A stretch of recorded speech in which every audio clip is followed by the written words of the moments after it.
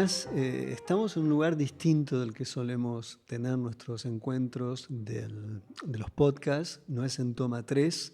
Estamos apenas con 2 testigos. Alguien que graba, alguien que mira, que es la persona que cuida a nuestro invitado de hoy, que es uno de los grandes cineastas, al menos para mí, de Europa del Este.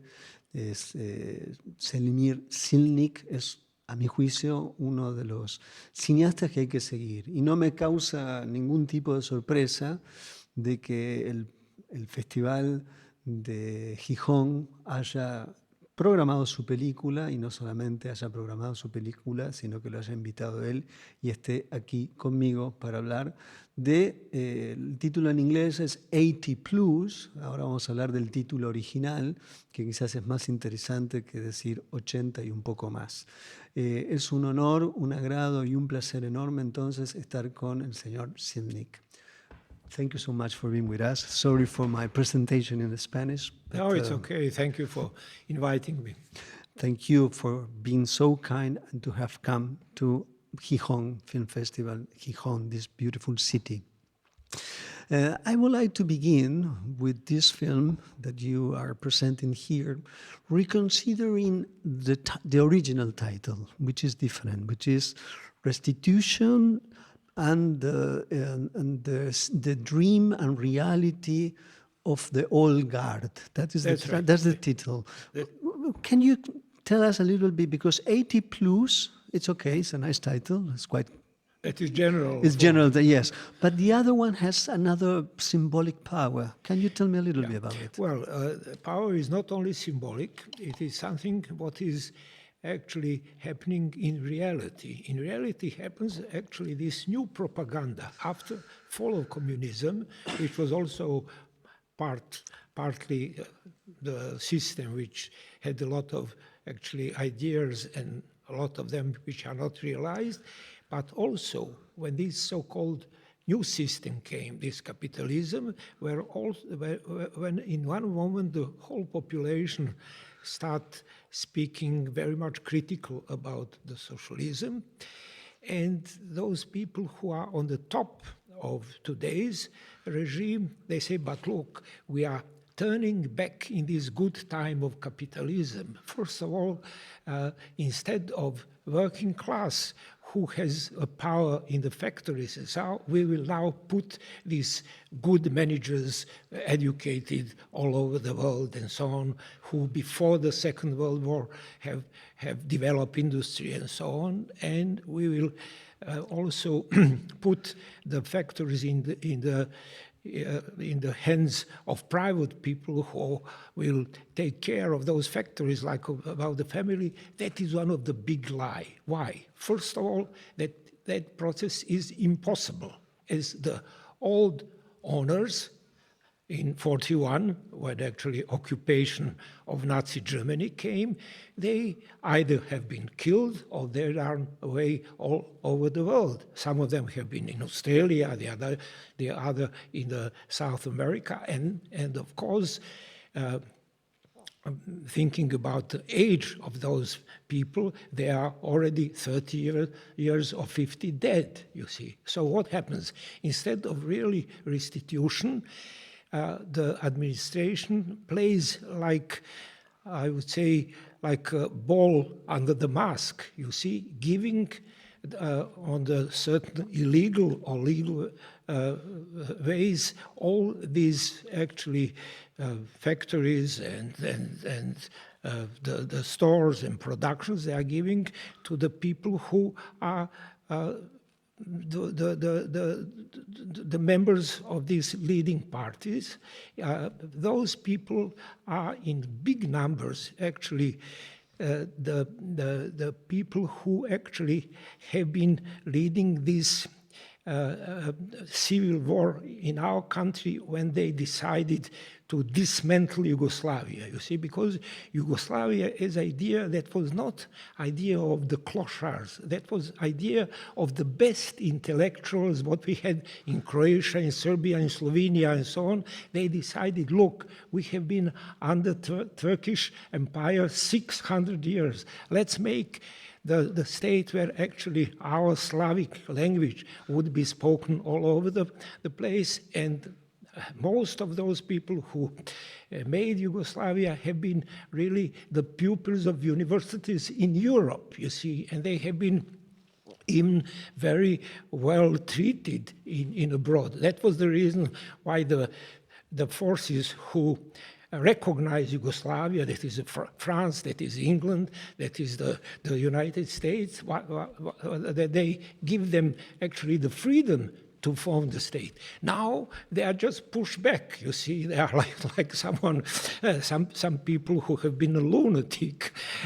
Yeah. But I remember, you see, after the Second World War, what was happening. Of course, that we have been devastated in that war. I was a kid, you see, we have been living quite poor. But first of all, we have been liberated.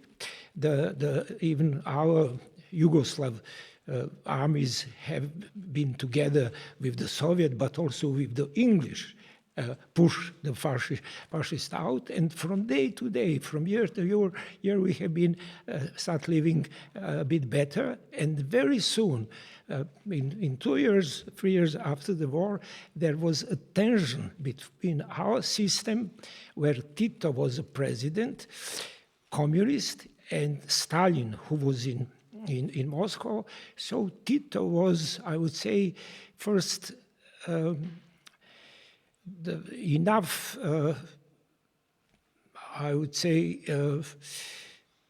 have enough energy, then he simply stopped the controlling of Stalin when he saw that actually Stalin is putting his people in Czech Republic, in Poland, in Romania, in Bulgaria, and he is also putting the functionaries of the Soviet Union to lead those countries. And Tito says, no, we are independent, we are socialistic, but we want to somehow develop us on the theory of Karl Marx and Lenin. And how we kids actually recognize that. In the cinemas, you know, the cinema for us, I'm born in 42, so for cinema in 52, when I started going to the cinema, was only Soviet films, you see, propaganda and so on. And then at once, over the night, we start watching, you know, French films, Italian films, American films, cowboy films, and so on. So the screen of the cinema for the whole population, especially for us kids, that was the window in the world. Exactly. And we have seen that world is different, you see. And what I want to say that today with this so-called restitution, which is actually false restitution, we have also a lot of, we are watching and seeing a lot of tricks and a lot of very brutal things that actually all this wealth, what we used to have and what was never after the Second World War in the hands of actually foreign citizens, now it is given to Arab, now it is given to Russia, a lot of things. Our actually even the mineral wealth, you see, are now offered to the Germany. And I thought that actually through this process of restitution, we will somehow uncover reality which is somehow dictating our life. I have the impression that you have been following this social historical movement from the very beginning in your films, in the way that you have shown with one of your first recognized film, which won in Berlinale, Old Days, And then you made another film much later on, which was the one, Old School of Capitalism. And now this one, I see the three films like if you were mapping the situation, what has happened in your country, when the country was still Yugoslavia, then when it was not anymore Yugoslavia, and nowadays, which are in a new century that is not anymore Yugoslavia, what the hell is going on? So I think and I see the three films together as a kind of block, in the sense that you could, if someone said to me, would you like to know what was going on in Yugoslavia? I would say, okay, how was that moment? Watch Zilnik films and see this one, the other, and you will have a sense and a feeling of what has happened and what is still happening. How do you see the three films together? Well, I do see it as something which came like naturally, but actually it would not have a possibility to come if we did not have communication with the people who are under the pressure. You see, when, for instance, in one city near Novi Sad, it is called Zrenjanin, and the city was actually the most advanced in agriculture in Europe. So first time I heard that when someone told me, go to Zrenjanin. Zrenjanin has so good industry of the food that they are actually supplying all the American troops in Germany on the airports. So I thought, what a lie. And I went there, and then I have seen that actually, not that there has like each week like 15 big, trucks who are going there with the food. There is also the American general who is for food. You understand that? So he is giving like a seal. The car can go and feed our. So then in this new confusion what we have, these factories have been taken by some actually semi-criminals, you see, some of those who have been provoking the civil war, you understand? And they are now like Serbian heroes, like in Croatia, we have a cross. And I see that first what those people started is how to put the workers out. Why? Because in socialistic system, officially, the factories have been in the hands of workers. And the problem is how to kick the workers out, that they do not have their voice, you understand? And then they started being brutal against them, and they start even dismantling the machines which have been working for Americans. So I said, it is insane. It is like, science fiction, you see. And let's see what the workers are, how the workers are commenting then. So we first made maybe 3-4 documentary films, which are more or less just like documentary reportage to hear what do they have to come out with as facts, you see. And then, in the same time, we thought, okay, maybe we could make actually the film for the cinema, just engaging also some people who will not be able to film in documentary, to just somehow portray the characteristic of these new bosses. And so it was, I remember, it was a process which was dramatic, but it was in the same time something that we captured this moment of the actually time is passing by. Of course, all over the country, not only in Serbia, also in Slovenia, in Croatia, in Bosnia, they have been dismantled, sold to some profiteers and so on. So the whole industrialization, which took part in 30 years of socialism, is completely, gone. I would say, gone. Yeah.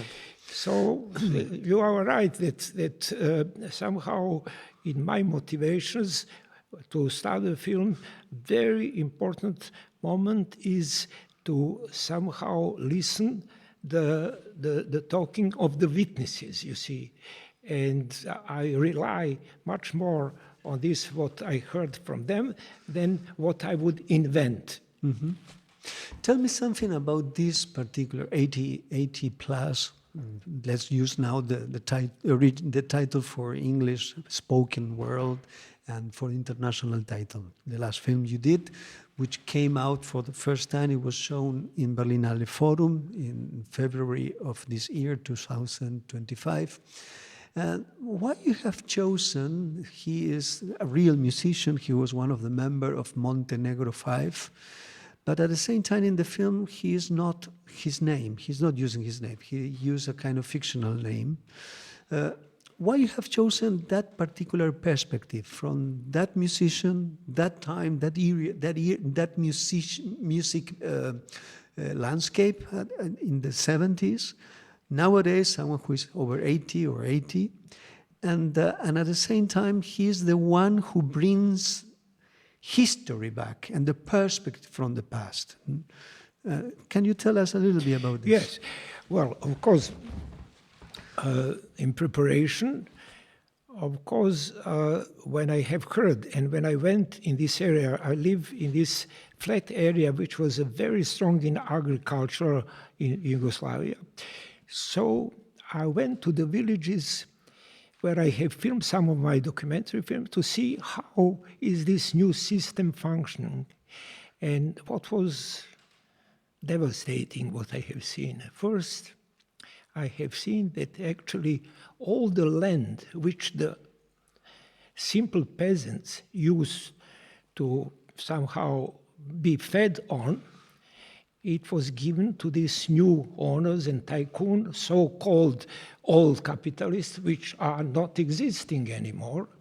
So the peasants now 80, 85 years old, who have not been a part of which collective farms they wanted, because of course in the system you could say, I'm giving the land to collective farms, or I will just keep my land and somehow feed my family. So this all land, what was given them when socialism started, and each of family get like 10 hectares to feed themselves, they are now dying of hunger, because it is taken by these new bosses, who of course doesn't have anything with those who previously owned the country. That is first what I've seen.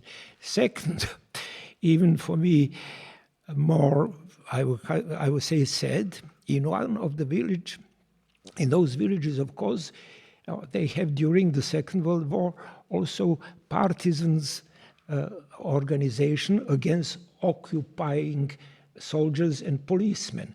That was illegal, but that was also quite effective.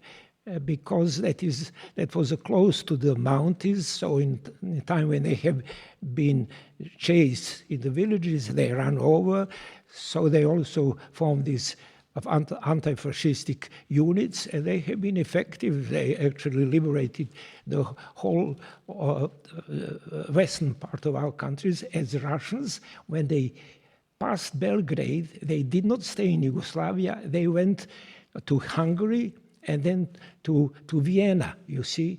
So all this Western 5 months of anti-fascistic struggle was with those actually people who have been illegal partisans. So maybe some 20 years ago, I made one film which is called Uprising in Yazak, where I went in the village and I said, look, there are a lot of now new stories how this partisan movement was organized. Can you remember what happens when you went in a partisan? And they said to me, you now shut up. We will call the people and we will show you. We had a camera. And cameraman said, what I should film? Just film what's going on. So they just step by step, very concrete, have been telling all these courageous things and all these problems, not only problems, but the fears what they had and whatever. now when I start preparing this topic, I went also to that village to ask them, what do you say about this restitution? So half of them have been dying, and these who have been survived, they start whispering with me. He said, ZELIMIR, the best is that we go to talk around the church. I said, why? Because they are shouting on us as we have been a communist. But I said, you have been a communist who helped them to stay alive. He said, no, that was forgotten. That was forgotten. So I said, but I would like to film you. He said, you know, we are under such a pressure that we now only can be filmed if you film the church choir singing the church songs, you see. So I mean, it was so sad. I mean, and why you have chosen this musician? Now I start trying to find who could be like this.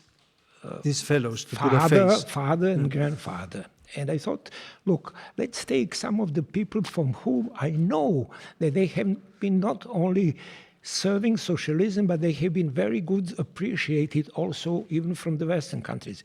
As I was going on these festivals here and there, so I knew at least 5, 6 of our ambassadors and also of the people who are like working for them. So I just took and they are very educated people, and they are also people with a lot of memories of being on the very top of diplomatic, situations in the Europe and maybe in the United Nations.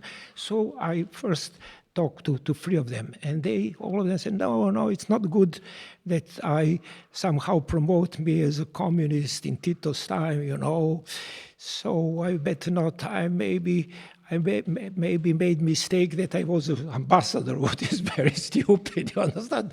They are having houses and castles and whatever, and they have been very well welcomed. And I saw it doesn't work.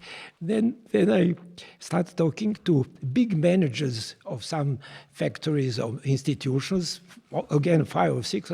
They said, no, well, then it will come out that I was supporting communism and so on. But I said, it is like maybe in 30 years it will come again, some new anarchist, and you will also,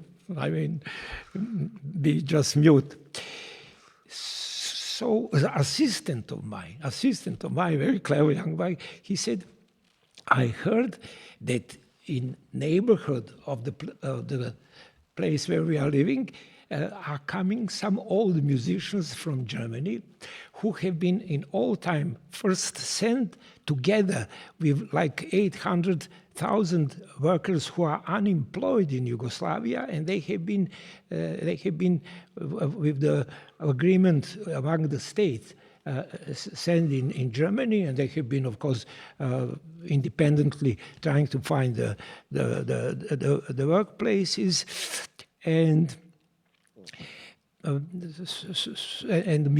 but musicians are now very old, as they went even in 60s, you see, and played first for our guest workers, and then became famous in Germany. So the Germany printed them, like 30 these discs and whatever. And let's talk to one. And when we went to this gentleman, luckily, as I was also working some years in Germany, I learned Germany, so I addressed him in German, you see, like, I know that you have big successes and so on and so on.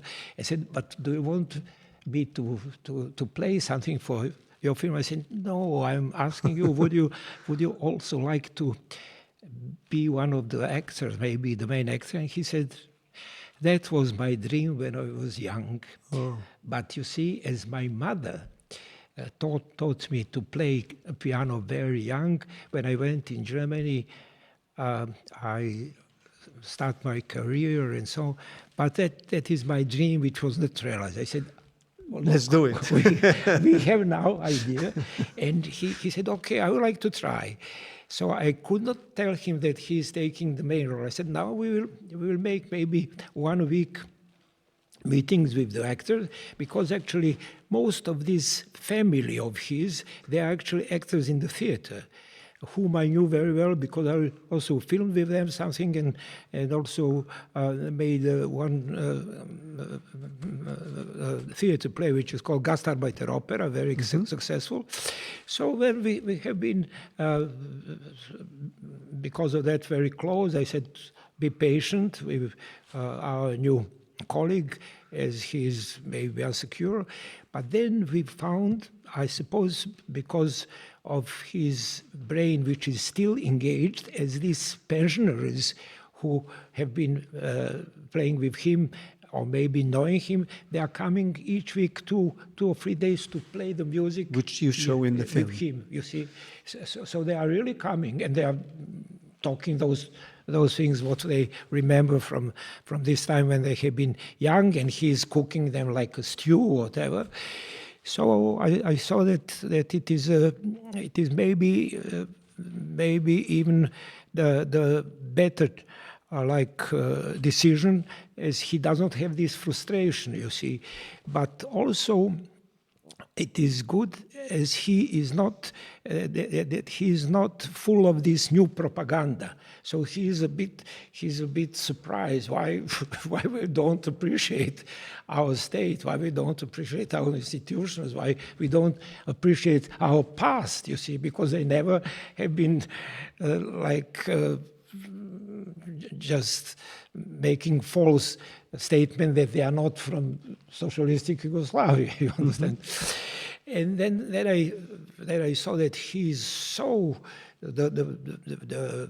his conscious and brain works so excellent that he can memorize. He said, look, is it documentary? I said, no, it will be partly documentary, but what is your family was doing? He said the father was a very famous graphic worker and he was making the newspapers, and afterwards he became the director of actually Hungarian publishing house in Novi Sad, but he died. And mother, he said, mother is actually from these so-called Danube Germans. You see, in this northern part of our country, we have had a big minority. Why? Because it was Austrian territory, you see. And also our people have been running from the Ottoman Empire over the Danube, and they have been not only the soldiers, they have been the generals there. There is a moment in the film that is being discussed, that Yes. this was from this moment of period of time, and there's a confusion of identities and language in a way. Yes, yes. So I told him, there are some things from your biography which I would like to be used, but most of those things, what you have to have as a conflict and so on, that I prepared and I wrote it, and I was asking myself how he will memorize it and how he will bring it. But of course, he and his friends, they have spent actually each week 20, 30 hours in front of television camera, so they have been without any problems. So it was surprising. And I am mostly thankful to him. He brought somehow everything what we needed, beside some sort of memory. That is also a certain irony and irony and kindness. Kindness, yes, and also a kind of playfulness. Yes, you know, because he seems to be like a very old actor in a way. Yeah. The way that he behaves in front of the camera, even when you propose the relationship, this new girlfriend that he yes. gets at the end of the film, and everything looked fantastic. And he reacted. So I had a problem with that. I thought, look, he spent these 40, 50 years in Germany. And I said, did you have also some singers who was in your orchestra? Yes, you see. But do you know someone? So yes, I do. So she's the one who plays the woman. No. She was so he introduced me with 2 ladies. They are also 8 years, whatever, but they are now trying to play some sort of, like Western type of, musician, dressed like all ladies who will come out on the microphone. And for me, it was a bit kitschy. And I saw that they said, but I don't want to. They said, I don't want to have this old guy. What with him? I don't expect anything. So luckily again,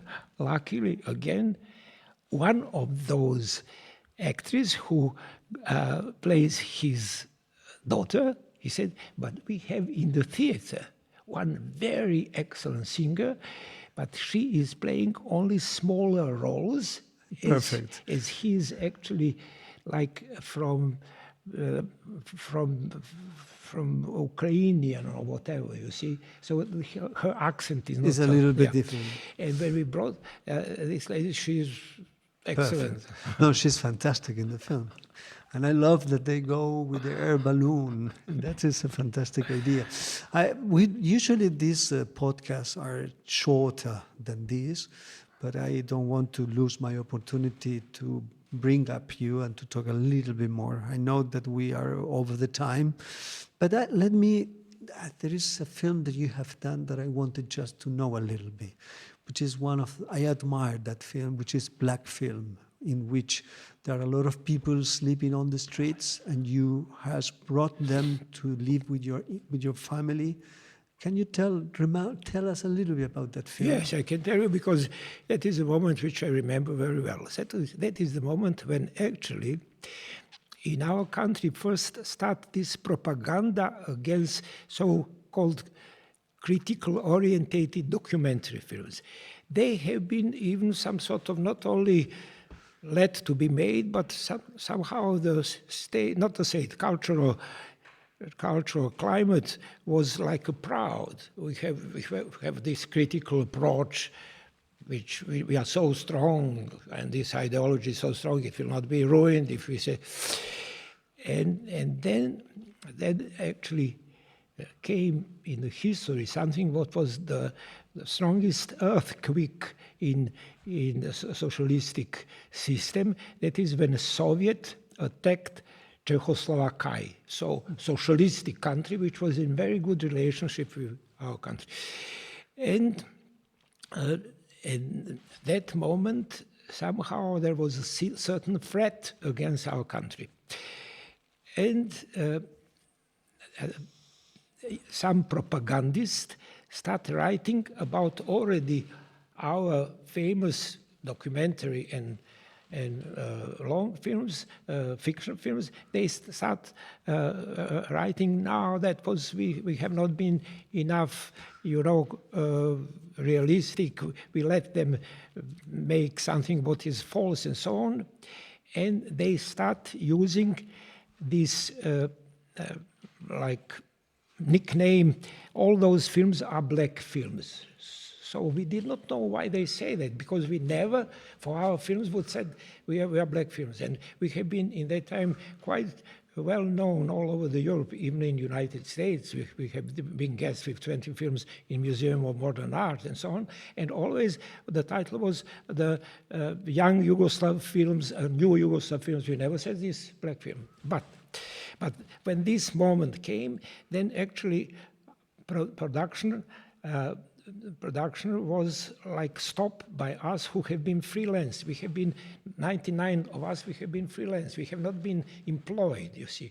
Simple, we could not continue working anymore. So with my colleagues like Karpo Godina and some others, we sat in Novi Sad to see what shall we do. We had maybe some wine or whatever.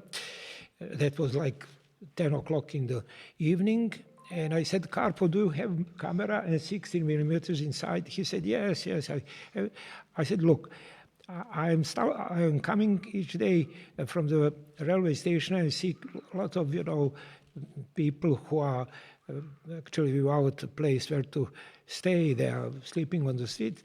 So that is actually something what we never put in the film, but let's put that in the film because they are already giving us name, you see.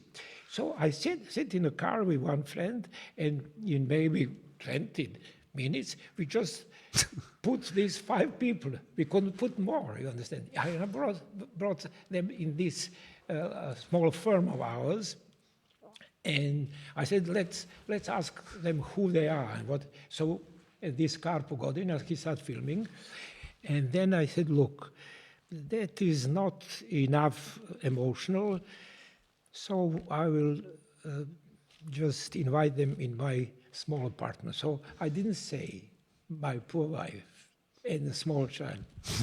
So at 2:00, we just went inside. And because that was also, we have also been out of normal situation. We have been on one side outraged, on another side we have been asking what will happen with us, you understand? What shall we do? Because the studios are shut. So after 2 or 3 months, then I went in Germany, Macaulay went in France, Alexander Petrovich went in Italy, you see, because we could not. But it's interesting that that film is shown on our film festival of short films. There was 80% of very, very strong text, but 20% of appreciation. And I mean, I don't regret that we made it. So anyhow, we filmmakers who have been marked as a filmmaker who are making black films, we never use that term when we have talking it. And we also, when I put the title black film, I just wanted to show how we think that it is parola, nothing else. We have to stop because it's, believe me, it should have been shorter, but I think it shouldn't be because you are part of the world of cinema. You have part of the written history of cinema. I was about to ask you about Makayev, but I said no, I have to stop because it will be 1 hour more. But I wanted to thank on behalf of all the festival, firstly, that you are here. Secondly, that you have the generosity to talk to me. And I think I'm extremely happy that I have heard you talking about all what you have talked. And of course, the film is around here and people can watch it. Thank you so much. Thank you. Well, I'm still very happy when someone asks me, you know why? Because I see, I'm seeing and I saw many of my friends who actually turn 85, 86, that they are losing memory. So I'm still happy. You are the contrary. You have the memory of the world. No, it's not. It is not anything special. When I'm talking to you, I'm also thinking, will I remember the details and so on? Because my last meetings with Macaulay, his wife says he's not very good in memory anymore. But I said, but I want to come to your house to say goodbye to him. We have been very close. And I went there, and then he asked, well, who is this man who came? Why didn't you tell me that we are going to have a guest? And I said, Mark, Zelimir, you know, I was your sissy. He said, no, Zelimir is living in Africa. He said, Zelimir is living in Africa. And he said, I am calling the police to put this man down. Oh my gosh. So it will happen to me maybe. I will let you know. I will let you know. Okay, thank you so much, Mr. Zilnik. It has been a pleasure and a privilege. Okay, honestly. thank you. And gracias a todos ustedes. Acá terminamos. Espero que hayan podido apreciar, puesto que estamos hablando con un maestro del cine de Europa del Este y en ocasiones como esta hay que desobedecer. Si esto duró mucho, está perfecto. Muchas gracias.